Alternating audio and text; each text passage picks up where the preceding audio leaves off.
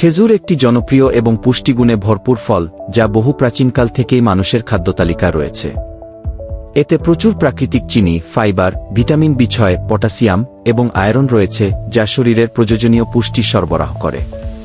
সকালে খেজুর খাওয়া শরীরে তাৎক্ষণিক শক্তি যোগায় এবং সারাদিনের জন্য আমাদের সজীব রাখে। এছাড়া খেজুর হজম প্রক্রিয়া উন্নত করে, ত্বক উজ্জ্বল রাখে এবং হাড়ের গঠন মজবুত করে। আসুন খেজুর খাওয়ার উপকারিতাগুলো জেনে নেই। খেজুর শক্তি বৃদ্ধি করে, হজম প্রক্রিয়া উন্নত করে। খেজুর রক্তে হিমোগ্লোবিন বৃদ্ধি করে, হার্টের স্বাস্থ্য রক্ষা করে। খেজুর ত্বক উজ্জ্বল করে, ওজন নিয়ন্ত্রণে সহায়ক। খেজুর রোগ প্রতিরোধ ক্ষমতা বাড়ায়। খেজুর সম্পর্কে কিছু সাধারণ প্রশ্ন ও উত্তরগুলো জেনে নেই।